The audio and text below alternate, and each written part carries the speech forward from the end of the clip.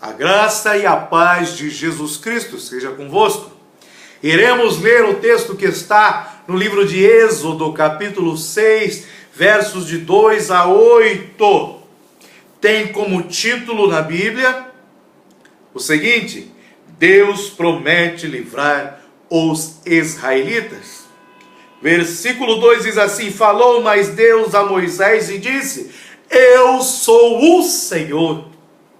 E eu apareci a Abraão e a Isaque e a Jacó como Deus Todo-Poderoso, mas pelo meu nome, o Senhor ou Jeová, não lhes fui perfeitamente conhecido. E também estabeleci o meu concerto com eles, para dar-lhes a terra de Canaã, a terra de suas peregrinações, na qual foram peregrinos. E também tenho ouvido o gemido dos filhos de Israel, aos quais os egípcios escravizam, e me lembrei do meu concerto. Portanto, dize aos filhos de Israel: Eu sou o Senhor, e vos tirei de debaixo das cargas dos egípcios. Vos livrarei da sua servidão, e vos resgatarei com braço estendido e com juízos grandes. E eu vos tomarei por meu povo, e serei vosso Deus. E sabereis que eu sou o Senhor vosso Deus, que vos tiro de debaixo das cargas dos egípcios. E eu vos livrarei a terra, acerca da qual levantei a mão, que a daria a Abraão, e a Isaque, e a Jacó, e vou-la darei por herança, eu, o Senhor. Aleluia! Glória a Deus! Preste atenção. Deus, ele faz algo de maravilhoso. Em Gênesis 15 nós vemos Deus falando com Abrão, ainda Abrão, não era Abraão, que a descendência de Abrão seria levada cativa, seria levada para o Egito como escrava. Essa descendência seria ali provada, passaria por sofrimentos. A descendência de Abrão sofreria no Egito. E Deus estabeleceu um tempo de provação, 400 anos. E quando se aproximou o tempo de se cumprir esse propósito de Deus, Deus ouve o gemido do povo, porque o povo não foi oprimido durante os 400 anos, porque a palavra de Deus nos diz que os faraós que conheceram a José, não fizeram o povo sofrer. Só quando se levantou um novo faraó que não conheceu a José, que então veio a opressão sobre o povo, e o povo se tornou escravo e passou a sofrer.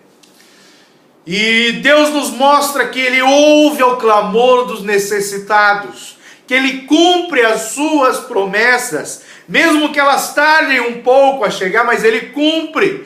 E ele deixa que a sua promessa se tarda, para que mais e mais pessoas sejam salvas, para que o seu propósito se cumpra em plenitude, porque o homem às vezes atrapalha os propósitos de Deus.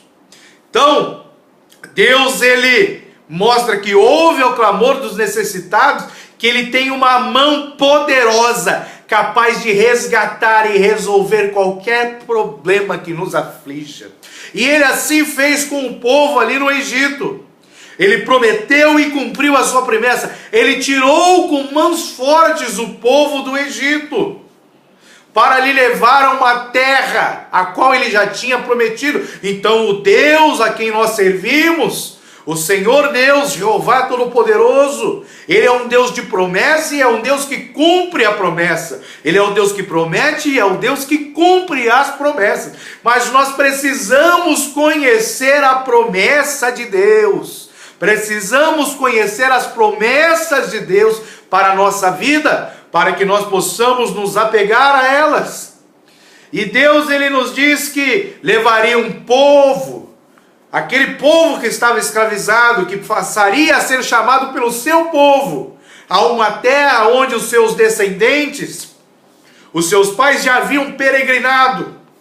E o interessante, que Deus lhe dá essa terra chamada terra de Canaã, a terra prometida, mas não deixando que o povo se esqueça que, mesmo habitando ali fisicamente, eles eram peregrinos nessa terra, eles eram estrangeiros nesta terra, porque quando ele chama esse povo que estava ali sofrendo com a escravidão no Egito, e passa a chamar esse povo de meu povo, eles passam a ser chamados pelo povo do Deus de Abraão, de Isaac e de Jacó. Quando eles passam a ser povo de Deus, eles não mais possuem herança nessa terra. A sua herança é o próprio Senhor Deus, que habita nos mais altos céus. Ou seja, eles passam a ser cidadãos celestiais.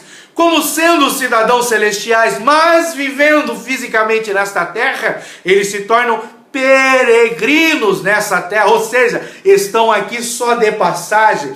E quando o povo de Deus entende isso, que as coisas dessa vida são passageiras, que as coisas dessa vida passam e vão acabar, que a nossa herança está no Senhor, que a nossa casa não é aqui nessa terra, mas é lá com Ele, onde há mansões celestiais para cada um de nós.